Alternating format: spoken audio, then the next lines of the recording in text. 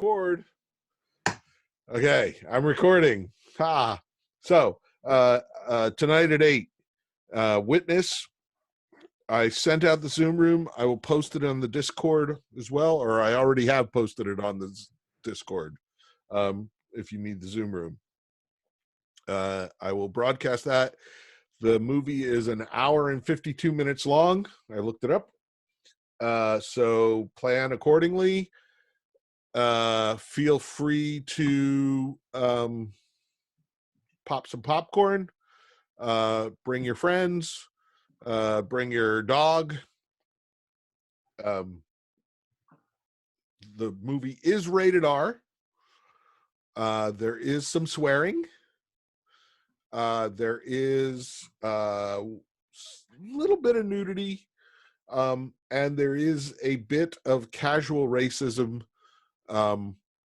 because it was made in 1985, and apparently in 1985 it was no big deal for police officers to rough up black people.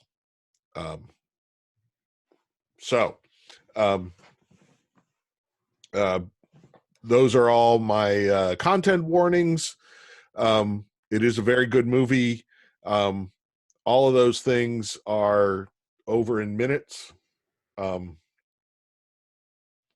the rest of it is just calm Amish stuff. There's 8 to 10 tonight. Also, looking on the schedule, let me minimize Witness there.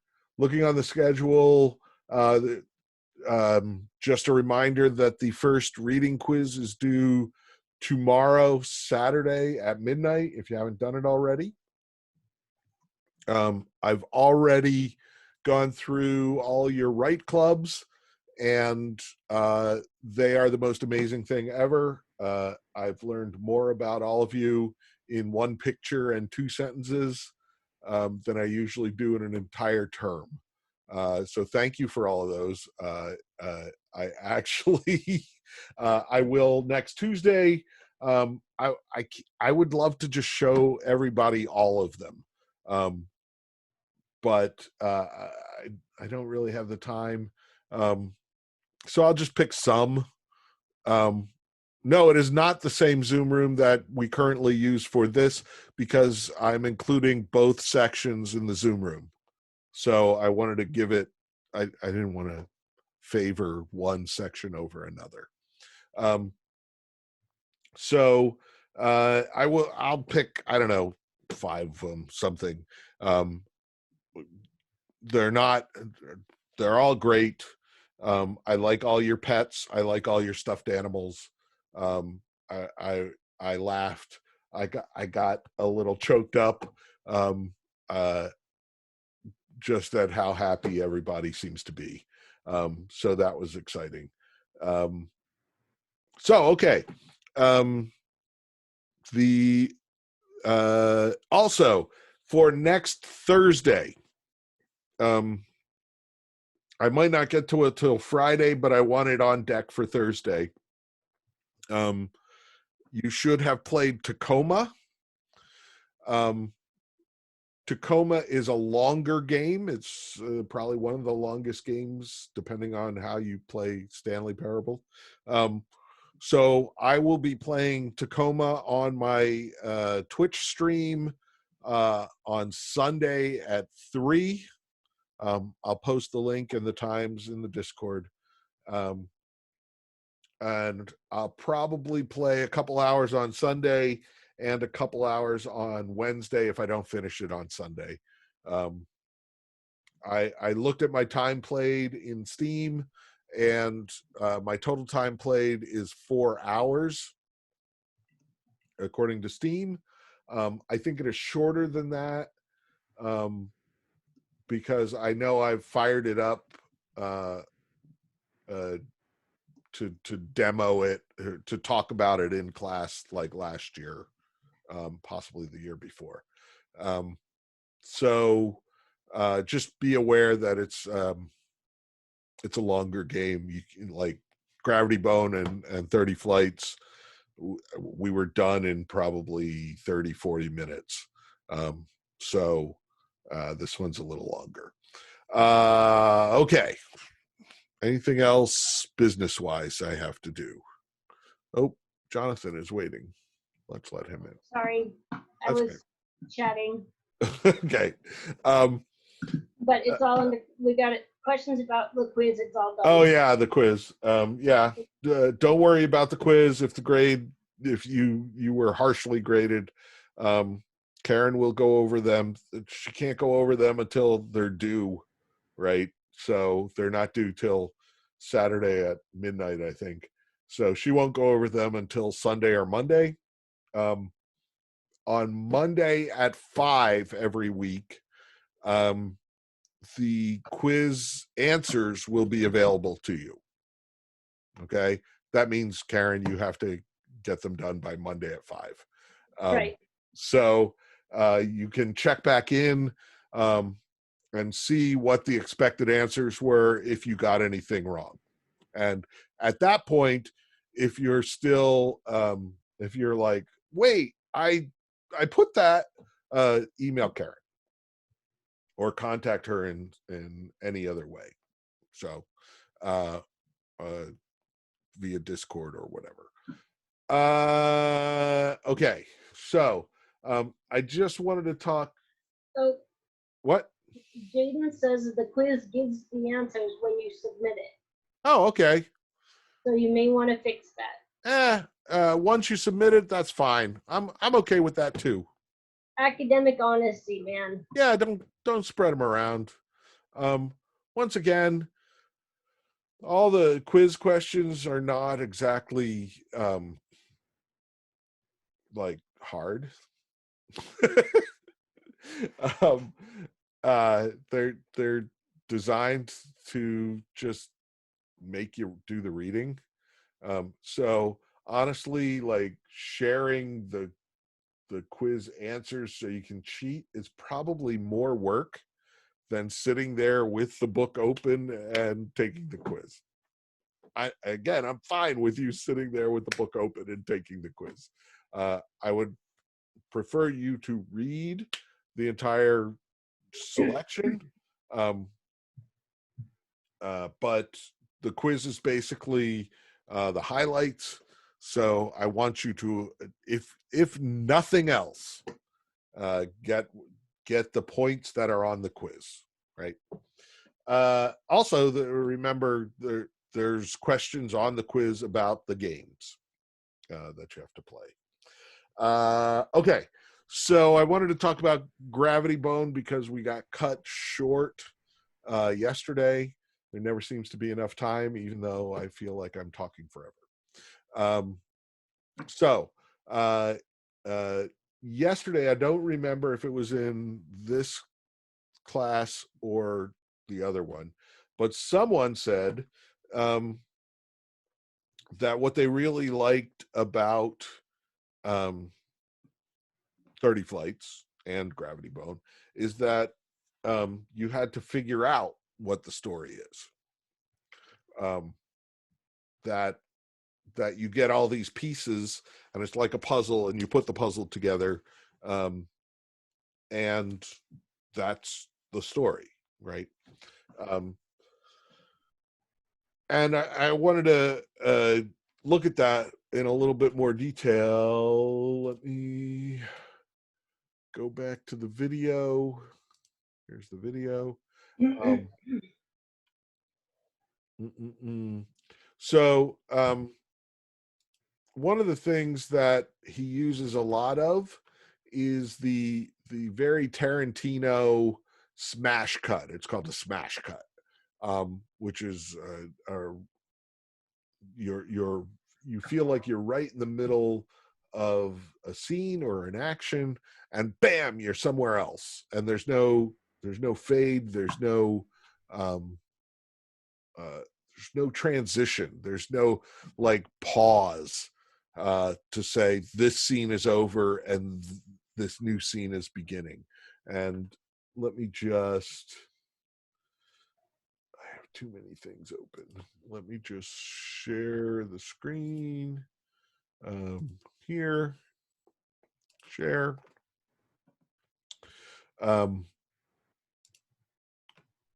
You'll remember this from 30 Flights. This is when you get in the plane after you kick the ducks. And Anita and Borges get in the plane with you. And you start out and you're going to fly. Zoom, zoom, and bam. Here we are. There's Anita. She's got a bullet hole in her and she's all cut up. This is bad. And you can't quite see it, but you can't hear it because I've got the volume down because I don't want to hear my commentary from before. But she is pulling that trigger for all she's worth. She has no bullets. She would be pumping bullets into you, but she has none. And then you walk out here, and there's a gun and another gun. And Borges has 2 bullet holes in him. And here we are in the middle of everything. This is where we went from we're planning a heist to everything has gone wrong. Borges is very clearly breathing. We can see him breathing there. See? So he's still alive, and Anita is absolutely still alive. She's still trying to shoot you. But whatever the heist was, it's gone bad. Right? And the interesting thing is the heist itself doesn't matter. Right? Think about every heist movie you've ever seen. We get the pitch, we get the collection of the talents. I'm thinking of Ocean's 11, Ocean's 12, Ocean's 13, another Ocean. But there are lots of them. There's the Italian Job, all of those heists. There's the pitch, we're going to rob the casino. Okay, if we're going to rob the casino, we're going to need these people with these skills. We get all those people and we have fun getting all those people, convincing them to do one last job. And then at a certain point, we sit down and someone says, okay, this is the plan, right? And they take you through the plan, right? And in a lot of them, they take you through the plan as the plan is actually happening, right? So we have a voiceover of like, first, Bob will go in as a tourist and he will start counting cards at the blackjack table. And we see Bob counting cards at the blackjack table and he's disguised as a tourist. He's got a Hawaiian shirt on and a cowboy hat. And we see the plan playing out. And then at a certain point, it goes terribly, terribly wrong. Right. And that's when we lose the plan altogether. And we are now deep into the heist itself. And people have to improvise. People double cross other people. The team seems to be reeling from setback after setback. And then somehow, it turns into one of two things: either this sort of thing, which is everybody's battered and bloody, and we're just trying to survive, which is the Reservoir Dogs kind of model,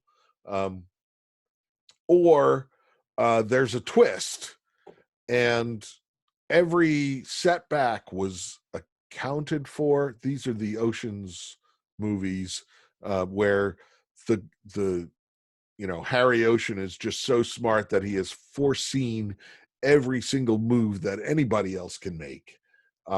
and every setback was actually planned for and part of the actual plan all along, right? And in the end, uh, everything works out and we walk away. Or in the end, everybody dies, which is Reservoir Dogs. And this is the Reservoir Dogs model.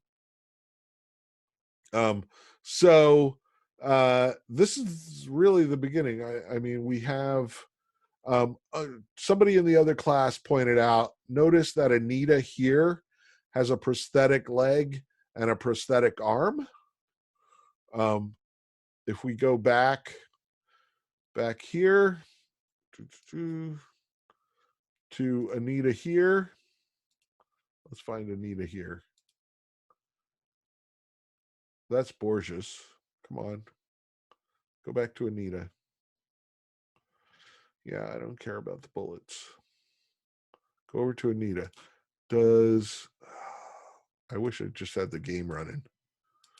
I could just look at her. Does she have a prosthetic arm? It's the other arm. I can't see it.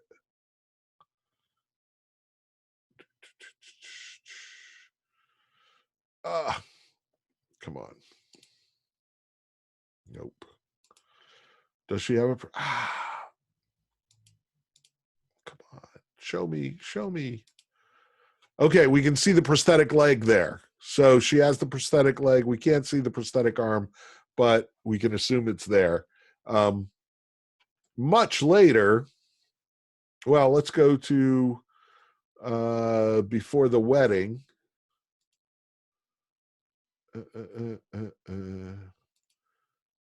There, you notice this is Anita sitting in the hotel.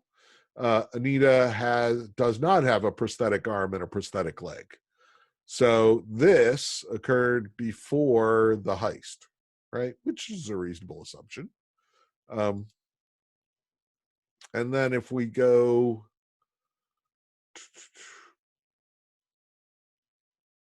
back to click, okay, she doesn't have, and we fall down, and we're moving very slow here, but I still have the orange from the flashback. This is when I ate the orange. Nom nom. Okay. And I'm moving very slow, presumably because I've fallen down. You could see the prosthetic leg just in the corner there. Once, oh, that's too far. Okay. We go, I want to play this.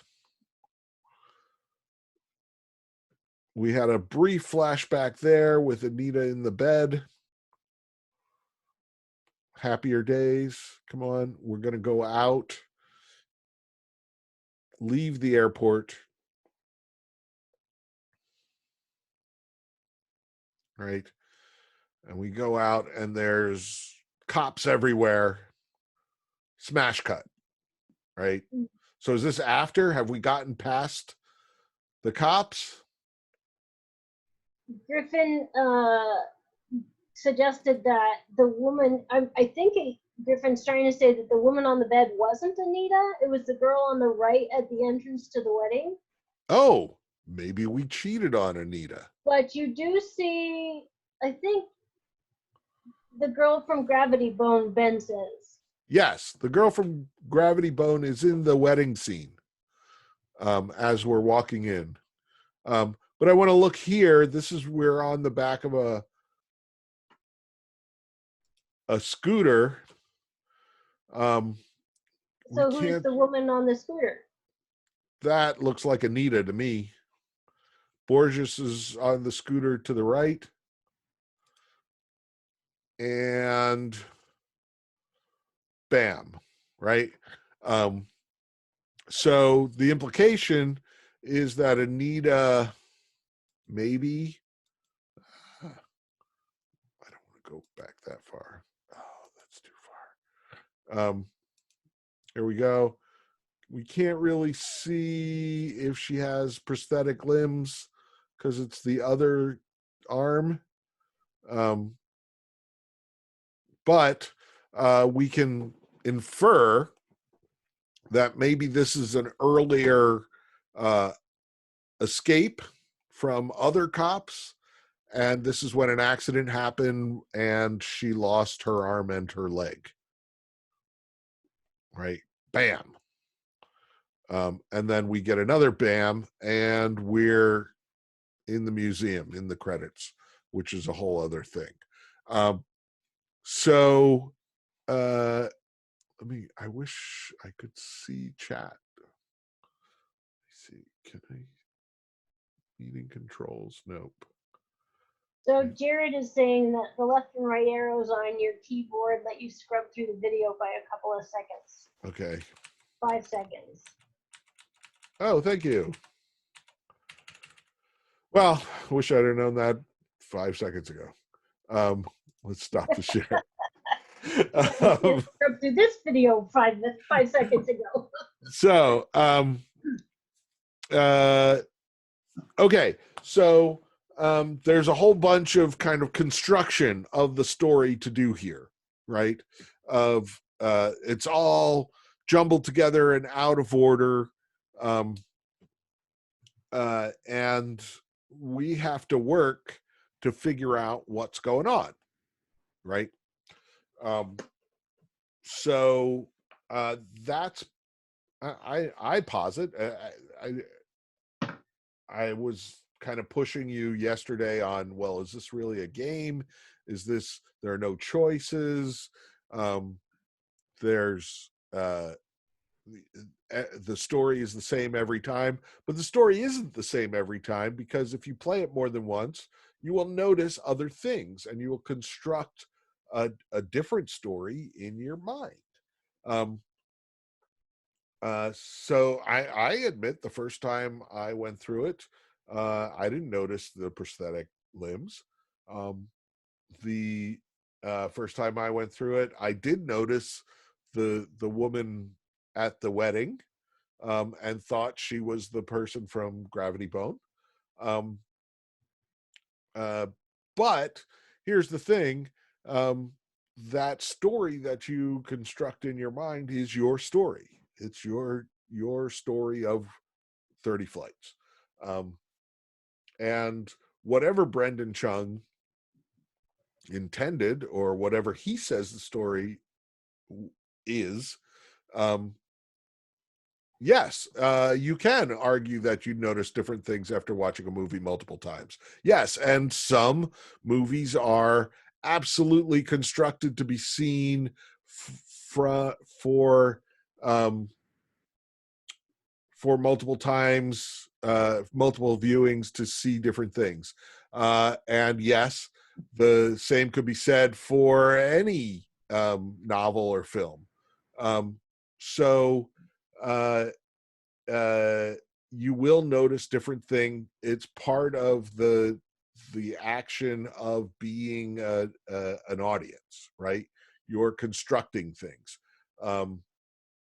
And there's actually a lit crit uh, uh, term for it. It's called the death of the author, or the authorial fallacy, which says that whatever the author intended is the correct story, right?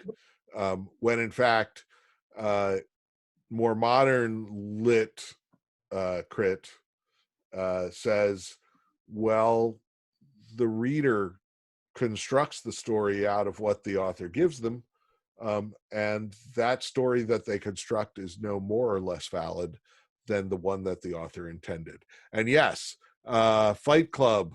Well, the funny thing is that Fight Club was originally intended as a criticism of what the term of toxic masculinity,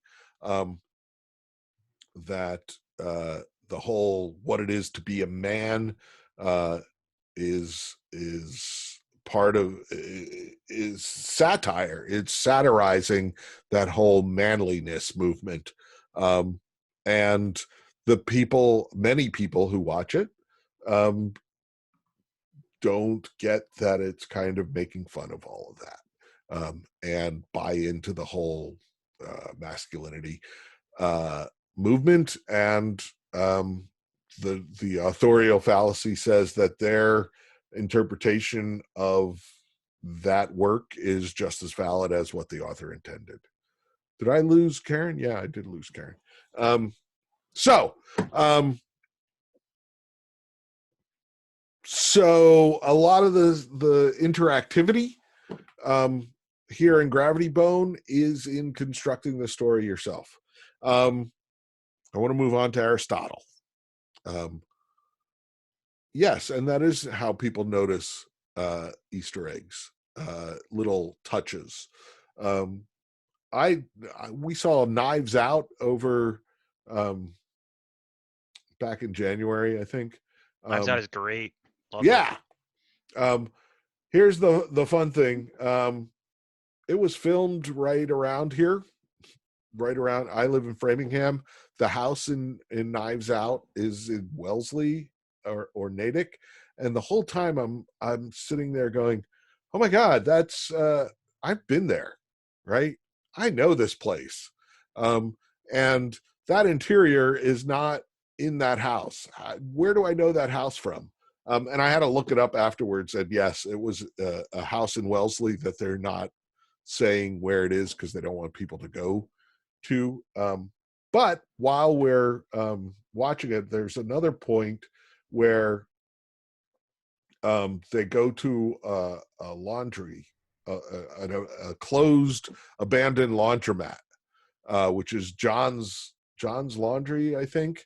And my wife was like, "Oh my God, that's in Maynard," and that's where I take the dry cleaning. And it's not a closed shell of an old laundromat. It's a perfectly legitimate business. They do really good, really cheap dry cleaning. But the interior and the exterior, for purposes of the movie, were different. So just because it's filmed around here, we were sitting there going, "I know that place. I know that place. I know that place." And it was distracting, actually. In retrospect, um, I probably didn't uh, pay as much attention to what was going on in Knives Out as I was going, "I know that place. Oh my God, I've been there." So let's move on to Aristotle. Um, Aristotle's always everyone's favorite. Um, it's not very long.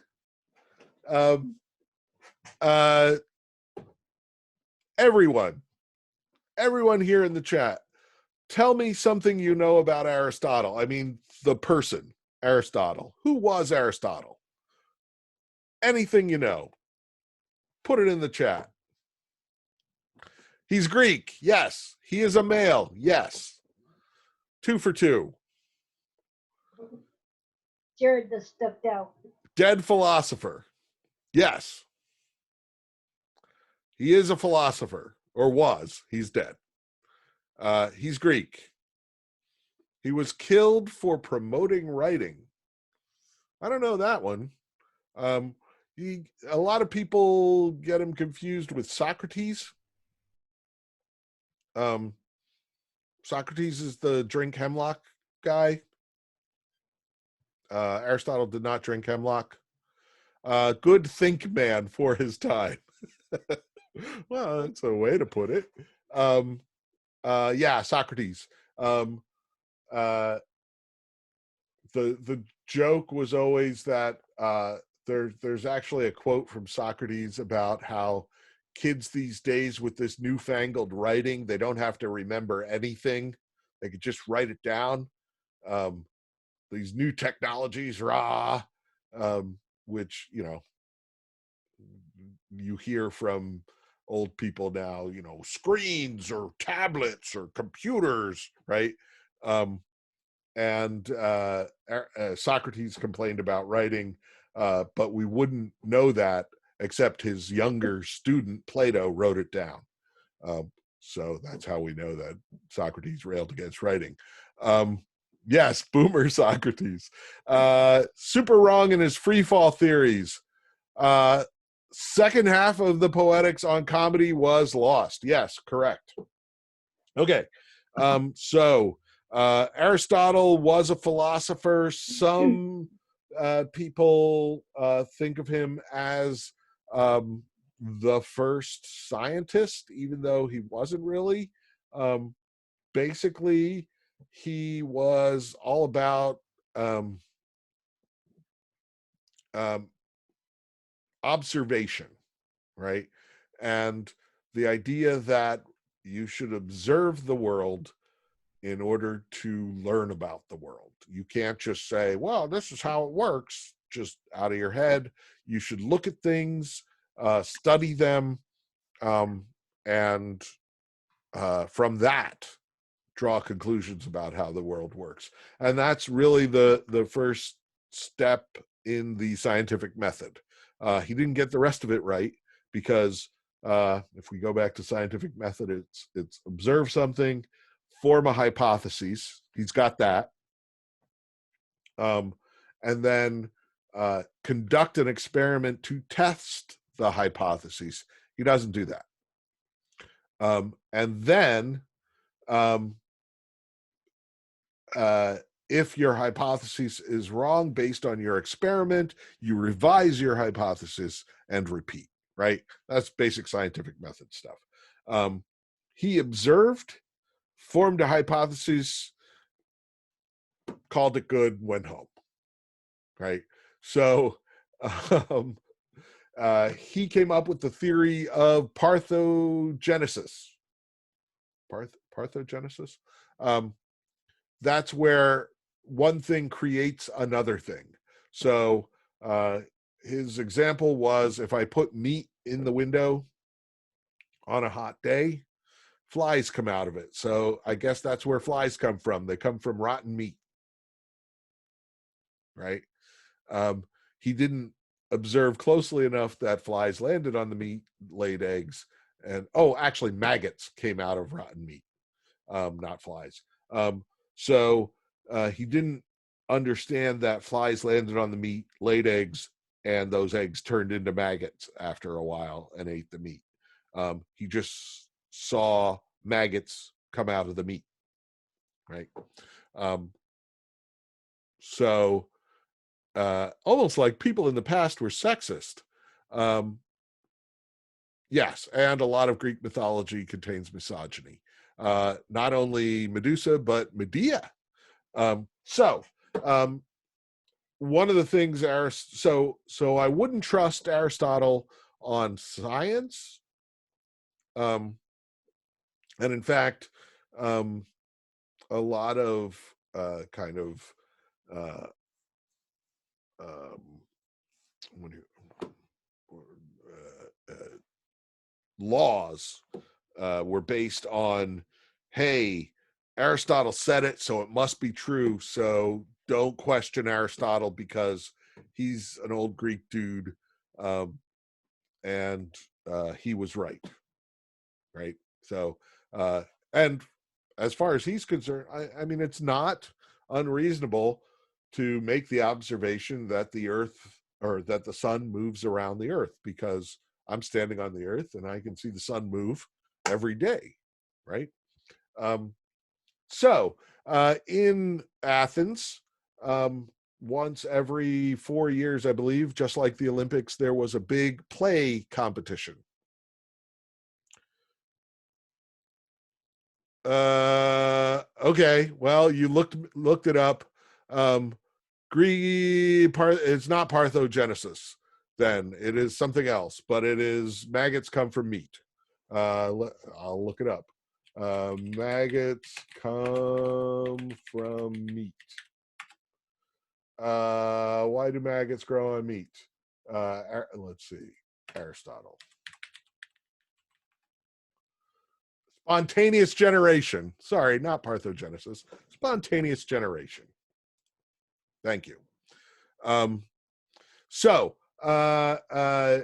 Aristotle, so they'd have a big play competition. All the best playwrights would come to Athens. They'd put on their best plays with their best actors. There'd be a big competition. Somebody would be declared the winner and given a laurel wreath, right? And that person is now the best playwright in Greece for the next 4 years. Yay, right? Aristotle went to a bunch of them.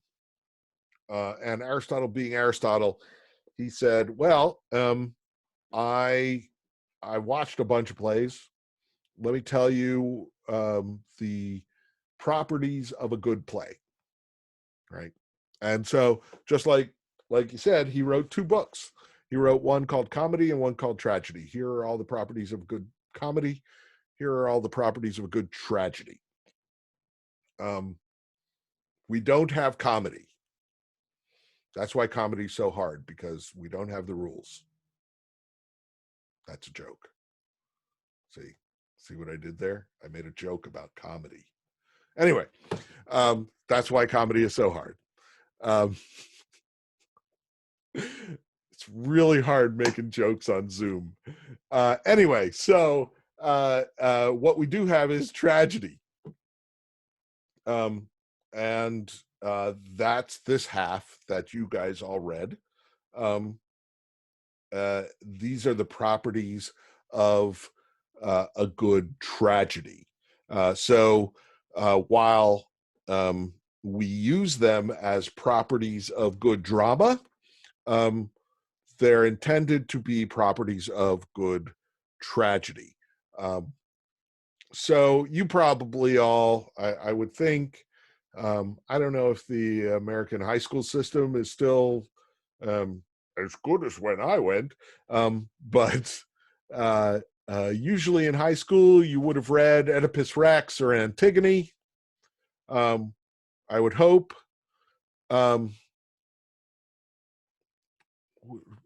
We have a whole argument going on in chat. Okay, that's fine. Um, I'll just keep talking over here. You tell me if I need to pay attention to any of that. So in probably high school, maybe middle school, you might have studied Greek tragedy, right? And you would have heard about the tragic hero, and the tragic flaw that every tragic hero has. Yeah, you read Oedipus. Okay, good. And how they have these properties, that all comes from this. Rarely do they make high school kids read the Poetics. That's why I make you read the Poetics, because a good college education should include the Poetics. And I apologize because it's not exactly riveting reading, but whatever. It's good for you.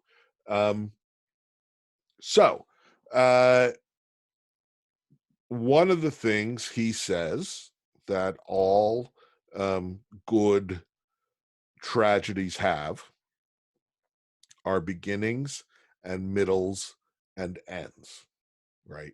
And that seems silly, right? We all go, oh, well, of course, everything has a beginning and a middle and an end, right? But when you think about it, well, what is a beginning, and what is a middle, and what is an end, and what are the properties of those things? So I am going to switch to, let's see, can I switch? Where did I see?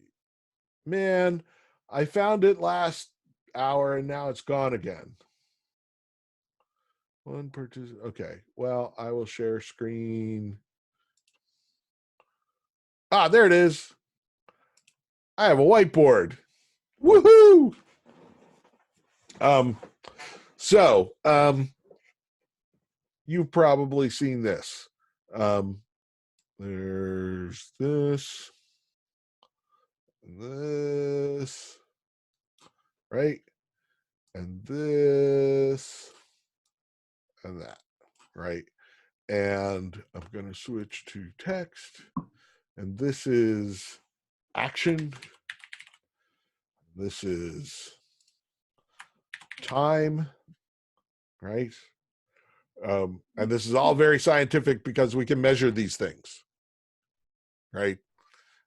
We know for every second that a play or that a piece of drama goes on, we want the action to be rising, right?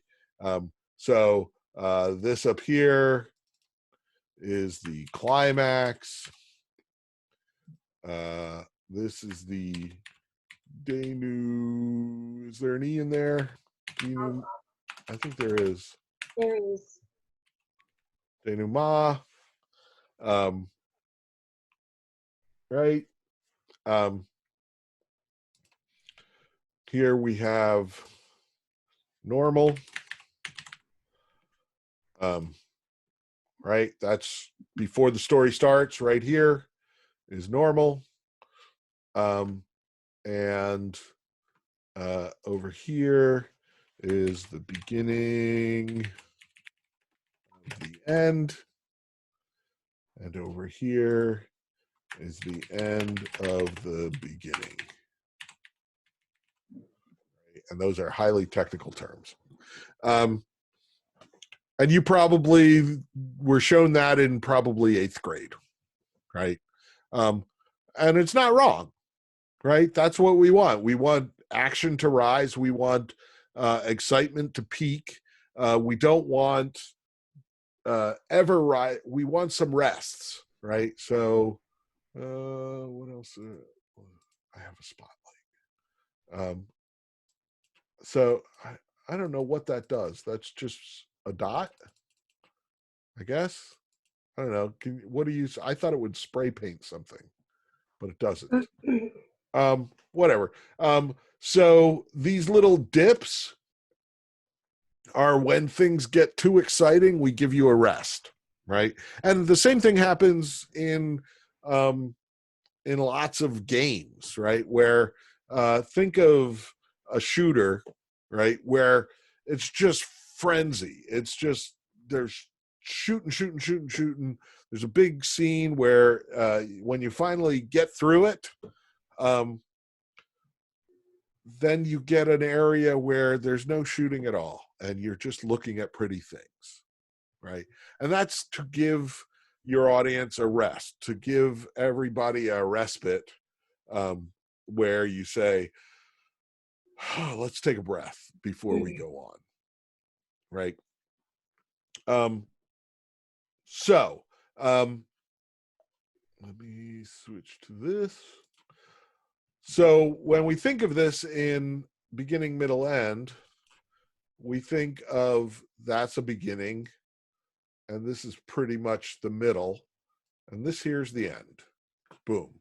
And you notice the size of those things, right? And we'll come back to this. But the middle is the biggest, and the beginning and the end are smaller. In fact, this one here, I've included negative action. So let's say that the beginning is about there. So we get the idea of a beginning, a middle, and an end, which more formally nowadays we think of as Act 1, Act 2, and Act 3, right? And we'll get to 3-act structure on Monday. But it all comes back to Aristotle, right? With just a really simple thing that everything has a beginning, a middle, and an end. So that's about, I got 2 minutes. That's about where I got to at 3 o'clock. I think I can stop it here. Yes. I got a question for you about the homework. The syllabus says the Zoom screening is at 7. It is at 8, correct? It is at 8. Yes. Sorry, I changed that because I used to do it earlier so I didn't have to stay so late at campus. And I'm not on campus, so I can start it at any time. I figure let's all have a little bit of time for dinner, right? So we're gonna go have dinner. We'll be back at 8. Remember, I am not going to post Witness on YouTube because I will get a copyright strike immediately. So if you don't watch it at 8 tonight, it will not be on YouTube. You'll have to go find, you can rent it on Amazon or find it another way in all your millennial nefariousness. So the quiz, Reed Glassner and Tacoma, if I remember Yeah. correctly. So the quiz is due Saturday. The Glassner is to be read by Monday. And Tacoma is next Thursday. Okay. Anything else? What part of Glassner for Monday?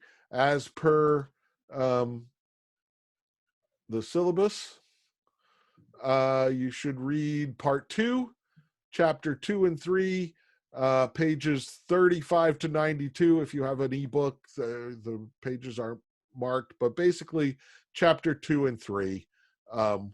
And you should get started on the Phillips, the transmedia, by Thursday, chapters 1 and 2 of the Phillips.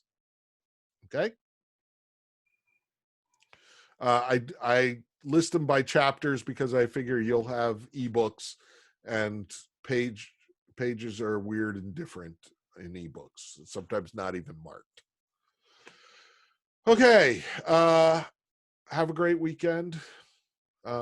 Stay safe, wash your hands, and I'll see you at 8 or on Monday.